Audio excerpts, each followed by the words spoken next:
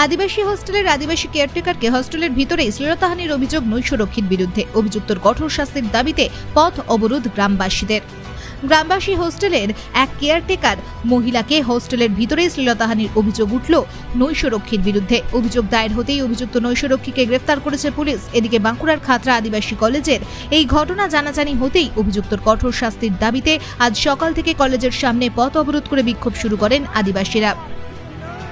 স্থানীয় সূত্রে জানা গেছে, বাঁকুড়ার খাতড়া আদিবাসী কলেজের গার্লস হোস্টেলে দীর্ঘদিন ধরে কেয়ারটেকার হিসেবে কাজ করে আসছেন এক আদিবাসী মহিলা।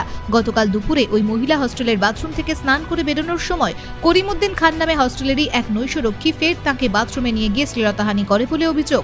গতকাল নিগৃহীতা খাতড়া থানায় অভিযোগ দায়ের করলে পুলিশ অভিযুক্তকে গ্রেফতার করে। আজ অভিযুক্তকে খাতড়া মহকুমা আদালতে পেশ করে পুলিশ। এদিকে অভিযুক্তর কঠোর শাস্তির দাবিতে আজ সকাল থেকে বাঁকুড়া রানীবাঁধ রাজ্য সড়কের উপর রাজাপাড়া মোড়ের কাছে পথ অবরোধ করেন স্থানীয় বাসিন্দারা। অভিযুক্তর শাস্তি না দেওয়া পর্যন্ত অবরোধ চালিয়ে যাওয়ার হুঁশিয়ারি দিয়েছেন অবরোধকারীরা। দাদা, কিসের দাবিতে আপনাদের এই অবরোধ? আজকে কালকে 2:30টার সময় আমাদের এই যে লেডিস হোস্টেলটা আছে খাতড়া আদিবাসী কলেজের, একজন আমাদের বোন, উনি ওখানে কেয়ারটেকারের কাজ করেন। একজন নাইট গার্ড, নাম তার করিমউদ্দিন খান, উনি বাথরুমের পাশে দাঁড়িয়েছিলেন। আমাদের বোনটা চান করে বেরোচ্ছিলেন, পুনরায় উনাকে আবার বাথরুমে ঠেলে ঢুকিয়ে মুখে গামছা বেঁধে উনাকে ধর্ষণ করে। তার প্রতিবাদে আমরা আজকে রাস্তায় নেমেছি। কি চাইছেন আপনারা? আমরা উপযুক্ত ব্যক্তির শাস্তির দাবি চাইছি। থানায় অভিযোগ হয়েছে? হ্যাঁ, থানায় একটা ছোট করে অভিযোগ হয়েছে। ওই অভিযোগের পরিপ্রেক্ষিতে আজকে খাতড়া থানা ব্যক্তিকে কোর্টে তুলেছে। কোর্টে তুলে বলছে দিদিকে, আমাদের বোনটিকে যেতে বলে, কিন্তু আমরা ওনাকে কোর্টে যেতে দিই না। ওনার উপযুক্ত শাস্তির দাবি আমরা জানাচ্ছি এবং জামিন অযোগ্য ধারা শাস্তির দাবি চাইছি।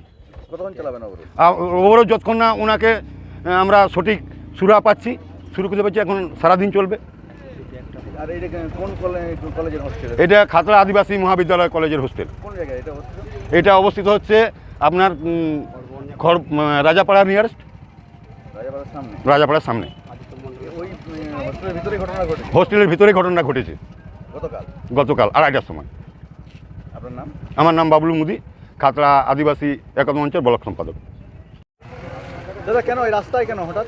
দাদা, আমাদের খাতড়া মহাবিদ্যালয় আদিবাসী মহাবিদ্যালয়ের যে হোস্টেল, মহিলা হোস্টেল, সেই হোস্টেলের আমাদের একটা মহিলা নির্যাতন হয়েছে বা তাকে ইজ্জত নিয়েছে। তার প্রতিবাদে আমরা রাস্তায় আজকে নামেছি এবং আমাদের খাতড়া থানার সমস্ত পুলিশের তারা করিমকে জামিন করার জন্যে কোর্টে আবেদন করেছিল আমাদের মহিলাকে নিয়ে যাওয়ার জন্যে। আমরা সেইখানে এই মহিলাকে নিয়ে যাই নাই, আমরা ওইখান থেকে নিয়ে চলে এসেছি, সরাসরি আমরা রাস্তায় নেমেছি।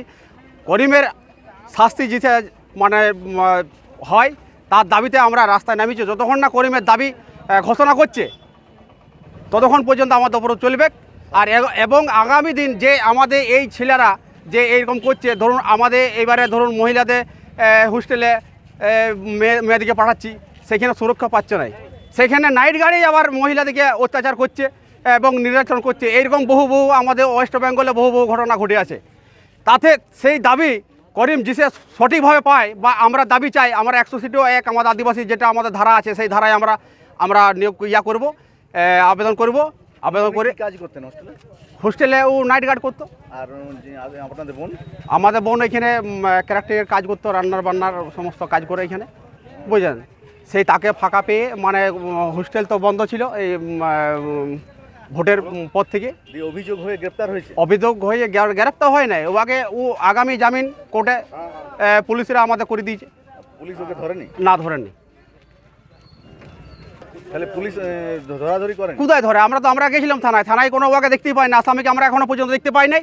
আর যতক্ষণ না ওকে আসামিকে আমরা দেখতে পাচ্ছি ওকে লোকের মধ্যে, ততক্ষণ পর্যন্ত অবরোধ চলবে। আর শাস্তির দাবি চাইছি? শাস্তির দাবি চাইছি, শাস্তি চাইছি, শাস্তির দাবি যেন হয়।